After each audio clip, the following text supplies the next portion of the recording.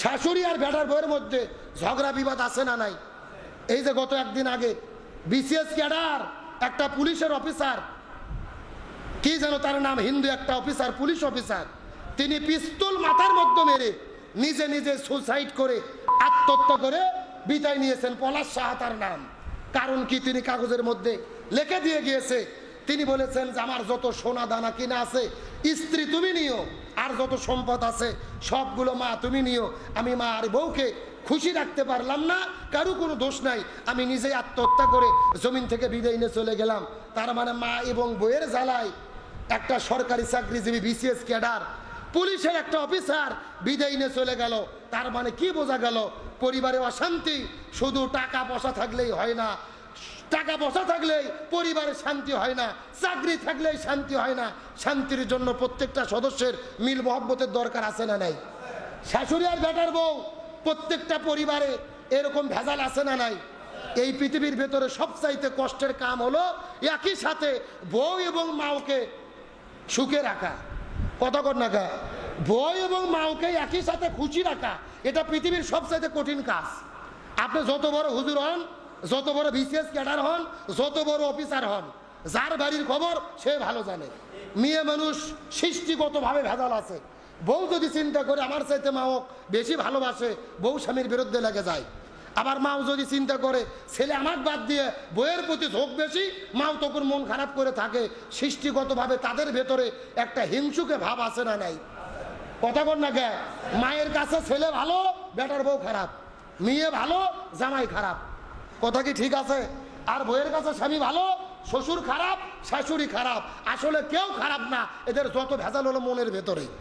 কেউ কাউকে মানতে পারে না, কেউ কাউকে সহ্য করতে পারে না। এই জন্য একটা প্রশ্ন করে যে বউ বড় না মাও বড়, এমন একটা প্রশ্ন আছে না নাই?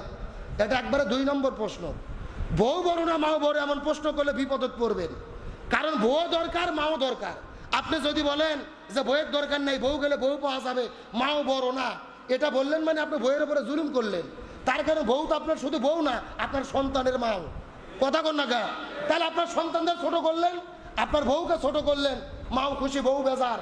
আবার যদি বলেন বউকে বেশি ভালোবাসি, মাও বুড়ি হয়ে গেছে দরকার নাই, বউ খুশি, মায়ের মন খারাপ। অতএব বউ বড় না মাও বড় এই প্রশ্ন করার কোনো সুযোগ নেই। আপনার যদি প্রশ্ন করি ডান চোখ আপনার বেশি দরকার নাকি বাম চোখ বেশি দরকার, ডান চোখকে বেশি ভালোবাসেন নাকি বাম চোখকে বেশি ভালোবাসেন, কি উত্তর দেবেন? আমার ডান চোখও দরকার, বাম চোখও দরকার। মাও যদি ডান চোখ হয়, বউ বাম চোখ, বউ যদি ডান চোখ হয়, মাও বাম চোখ। বউ এবং মাওকে মায়ের ভেতরে যখনই আলাদা করবেন তখনই ভেজালের মধ্যে পড়বেন। সুতরাং আলাদা করার কোনো সুযোগ, আপনার দিক থেকে আপনি ইনসাফে থাকতে হবে, সমানভাবে তাদের ভালোবাসতে হবে, একই দৃষ্টিতে দেখতে হবে। তারপরেও যদি কেউ ঘাত তেরা করে ওটা পরের ব্যাপার, আপনি আল্লাহর কাছে জবাব দিতে পারবেন। এই জন্য আমাদের সবাইকে ইনসাফ করার দরকার আছে না নাই? হযরত সুলাইমান আলাইহিস সালামকে আল্লাহ তাআলা পুরো পৃথিবীর ক্ষমতা রাজত্ব দান করেছিলেন। হযরত সুলাইমান আলাইহিস সালাম এই পুরো পৃথিবীর ক্ষমতা পাওয়ার পরে আল্লাহর কাছে ফরিয়াদ করে বলেন, আল্লাহ এই পৃথিবীর ভেতরে আপনি যত কিছু সৃষ্টি করেছেন আমি সবাইকে 1 বছর খাওয়াতে চাই। চিৎকার করে বলেন কয় বছর? আল্লাহ ডাকতে বলে, এ সুলাইমান এটা তোমার কাজ নয়, কখনোই তুমি পারবা না, কখনোই তোমার পক্ষে সম্ভব নয়। সুলাইমান আলাইহিস সালাম ডাকতে বলে, আল্লাহ 1 বছর যদি খাওয়ানোর সুযোগ না দেন 1 মাস খাওয়াতে চাই। আল্লাহ বলে সম্ভব নয়। সুলাইমান বলে, আল্লাহ যদি 1 দিন খাওয়াতে দেন তাও আমি রাজি। আল্লাহ বলে তাও না। সুলাইমান আল্লাহর কাছে ফরিয়াদ করে বলেন, আল্লাহ 1 দিনও যদি সুযোগ না দেন, একটা সন্ধে আমি খাওয়াইতে চাই, খবরদার আপনি আমার প্রার্থনা ফিরিয়ে দেবেন না। আল্লাহ তাআলা আপনি আমাকে যেহেতু এই পুরো পৃথিবীর ক্ষমতা রাজত্ব দান করে দিলেন, আমি পুরো পৃথিবীর শাসনভার ক্ষমতা গ্রহণ করে নিয়েছি, একটা সন্ধ্যা পৃথিবীর সব জন্তুকে খাওয়াতে চাই। আল্লাহ তার মাখলুকাত তার প্রার্থনাটা গ্রহণ করে নিলেন। হযরত সুলাইমান আলাইহিস সালাম এমন একজন পয়গম্বর ছিল, জিনরাও তার কথা শুনতেন। সুলাইমান আলাইহিস সালাম জিনদেরকে আহ্বান করলেন, মানুষদেরকে আহ্বান করলেন। জিন আর মানুষদেরকে একত্রিত করে 1 নয় 2 নয় কোনো বর্ণনায় 40 দিন ধরে, কোনো বর্ণনায় 6 মাস ধরে রান্না বাড়া করেছি। 40 দিন ধরে রান্না বাড়া করার পরে খাদ্যের স্তূপ হয়ে গেল। আল্লাহকে ডাক দিয়ে বলেন, আল্লাহ এই জমিনের ভেতরে আপনি যতগুলো সৃষ্টি করেছেন সব মাখলুকদেরকে আপনি ডাক দেন, আমি তাকে এখন খাওয়াতে যাই। সুলাইমান আলাইহিস সালামের কথা মতো আল্লাহ তাআলা সমস্ত মাখলুকদেরকে পাঠায় দিলেন। তামাম পৃথিবীর মানুষদেরকে এক জায়গায় করা হলো, সমস্ত পশু পাখিদেরকে এক জায়গায় করা হলো, সাগরের কাছে সাগরের পানিগুলো এক জায়গায় করা হলো। সুলাইমান আলাইহিস সালাম বলেন, এই পৃথিবীর ভেতরে যত জন্তু মাখলুকাত আছে সবাই তোমরা লাইন হয়ে কাতারবদ্ধ হয়ে দাঁড়িয়ে যাও, আমি তোমাদেরকে খাওয়ানো শুরু করব। সাগরের মধ্য থেকে তিমি দাঁড়িয়ে বলে, এ সুলাইমান, আমার বসে থাকার সময় নাই, লাইন ধরার সময় নাই, এখনই তুমি খাবার দাও। আমি যদি না খাই মারা যাই, আর যদি কষ্ট হয় আল্লাহর কাছে তোমার বিরুদ্ধে মামলা দায়ের করব। সুলাইমান আলাইহিস সালামের মনের মধ্যে বড় ভয় ধরে গেল। এ তুমি তোমাকেই দিয়ে খাবার শুরু করব, হা করো, কতটুকু খাবার তোমার লাগবে? সাগরের মধ্য থেকে বিশাল বড় তিমি মাছ বিশাল একটা হা করলেন, জিনদেরকে বললেন, মানুষদেরকে বললেন, তার মুখের মধ্যে খাবার ঢুকে দাও। এই মাছকে ডাক দেওয়ার পরে মাছ বলে, সুলাইমান তোমাকে তুলে তুলে খাওয়ানোর কোনো দরকার নাই, যেই জায়গার মধ্যে খাবারের স্তূপ রেখেছো এই খাবার রাখার পরে তোমরা এখান থেকে সরে যাও, আমি এখনই দ্রুত গতিতে খাবারটা গ্রহণ করতে চাই। এই কথা বলার পরে এই বিশাল বড় মাছ বিশাল বড় একটা হা করে এতদিন পর্যন্ত যত খাবার তিনি রান্না করেছিলেন সব খাবারগুলো তিনি মুখের মধ্যে নিলেন, একবারেই তিনি ভক্ষণ করে ফেললেন। চিৎকার করা বলা যাবে কি আল্লাহু আকবার। সব খাবার একসঙ্গে খাবার পরে বলে, এ সুলাইমান আর খাবার কোথায়, আরো খাবার দাও, আরো খাবার খেতে চাই। সুলাইমান আলাইহিস সালাম বড় লজ্জিত হয়ে গেলেন, এতদিন পর্যন্ত কত খাবার রান্না করলাম, একবারই তো সব খাবার খেয়ে ফেললেন। মাছটা ডাক দেয়া বলে, সুলাইমান ভালোভাবে জেনে নাও, আল্লাহর নাম হলো রাজ্জাক, আল্লাহর নাম হলো রাজ্জাক, আল্লাহ হলো রিজিক দাতা, আল্লাহর দায়িত্বভার গ্রহণ করতে গিয়েও না। আল্লাহ তোমাকে জেনে রাখি, এই যে তুমি যতগুলো খাবার দিয়েছো এগুলো খাবার কি আমার এক লোকমা খাবার হয়েছে? আল্লাহ তাআলা প্রতিদিন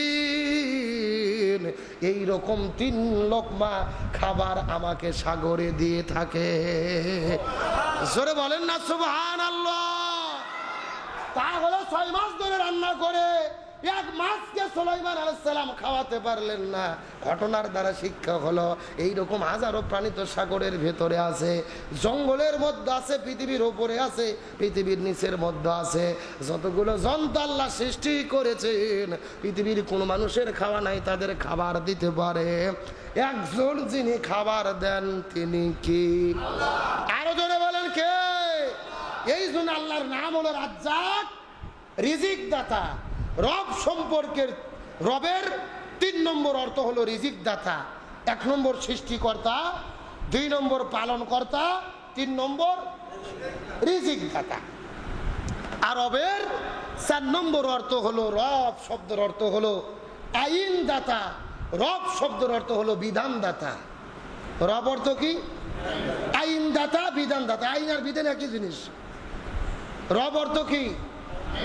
সবাই একটু বলেন আইন দাতা। সবাই বলেন রব অর্থ কি? আরো জোরে বলেন সবাই। এই এক জায়গার মধ্যে ভেজাল। এতক্ষণ পর্যন্ত যা যা আলোচনা করেছি, রব অর্থ সৃষ্টিকর্তা, সুবহানাল্লাহ। হুজুর যত জানেন ওয়াজ করেন ভালো লাগে। 2 নম্বর রব অর্থ পালনকর্তা, হুজুর আল্লাহ কেমনে পালন করে বলেন, শুনতে ভালো লাগে। 3 নম্বর রব অর্থ রিজিক দাতা, আল্লাহ কেমনে রিজিক দেয় আপনি বলেন, ভালো লাগে। 4 নম্বর হলো রব অর্থ আইন দাতা। আল্লাহর কোরআন বলে, আলালাহুল খলকু ওয়াল আম, জমিন যার, আইন চলবে তার। আল্লাহ তাআলা জমিন সৃষ্টি করে দিয়েছেন, রব অর্থ আইন দাতা। আল্লাহর আইন ছাড়া জমিন চলতে পারে না, মানব রচিত আইন দিয়ে জমিন চালানো যাবে না। এই জমিনটাও চালাতে হবে কার আইন দিয়ে? এ জোরে বলেন কার আইন দিয়ে? এই এক জায়গার যত ভেজাল, আমরা সৃষ্টিকর্তা মানি, রিজিক দাতা মানি, পালন কর্তা মানি, কিন্তু রবকে আইন দাতা যদিও মানি, মুখে মানি, তবে রবের আইন আমরা সমাজে মানি না। জোরে বলেন না কেন? রবের আইন দিয়ে কি দেশ চলে, পৃথিবী চলে, আমার পরিবার চলে, আমি নিজে চলি? তাহলে কেমনে রবের ওপর ইস্তিকামাত থাকবেন? আল্লাহর কোরআন বলেন ইন্নাল্লাযীনা ক্বালু রাব্বুনাল্লাহ, মুখে মুখে বলেছেন রব আমাদের আল্লাহ, সুম্মাস্তাকাম, এরপরে অবিচল থেকেছে। অবিচল থাকা কাকে বলে? রবের আইন যারা মেনে চলে তারা ইস্তেকামাত থেকেছে। আর যারা রবের আইন মানে না এরা ইস্তেকামাত থাকতে পারে নাই। না না পারে নাই। আমি মুখে বলতেছি রব আল্লাহ, আইন মানতেছি দুনিয়ার মানুষের, তন্ত্র মন্ত্রতে জীবন চালায়, আল্লাহর আইন দিয়ে চলি না। আল্লাহ বললেন জমিন যার, আইন চলবে তার। আল্লাহর আইন দিয়ে জমিন চলতে হবে, সমাজ চলতে হবে, রাষ্ট্র চলতে হবে, পরিবার চলতে হবে। আল্লাহর আইন যদি চলে, আল্লাহর আইন যদি আমি চলতে পারি আইন মতো, তাহলে ইস্তেকামাত রয়েছি, নতুবা ইস্তেকামাত নাই। আল্লাহকে মানা বড় কঠিন। রব হিসেবে বলা যত সহজ, করা তত কঠিন। রিজিক দাতা বললে সমস্যা নেই, সৃষ্টিকর্তা বললে সমস্যা নেই, আইন দাতা বললে সমস্যা আছে না নাই? আরো জোরে বলেন। আজকেই যদি বলেন এই বাংলাদেশের জমিনে সৃষ্টি যার, আইন চলবে তার, দুনিয়ার কোন মানুষের তন্ত্র মন্ত্র মানি না, আল্লাহর কোরআন দিয়ে বাংলাদেশটা চালাতে হবে, এই কথা আপনি বলবেন, আপনার বলতে দেরি, জেলে যেতে দেরি। এখন অবশ্য একটু কঠিন কম হয়েছে, কিন্তু গত 16 বছর যা ছিল, যদি আপনি বলতেন আল্লাহর আইন চাই, সৎ লোকের শাসন চাই, জমিন যার, আইন চলবে তার, বাংলাদেশের আইন মানি না, কোরআনের আইন মানতে হবে, রসুলের আইন মানতে হবে, বিপদ আছে না নাই? আরো জোরে বলেন। সেই সরে 4 বিদায় নিয়ে চলে গেলেন, 16 বছরের অন্যায় অত্যাচার জুলুম করে বিদায় নিয়ে চলে গেছেন।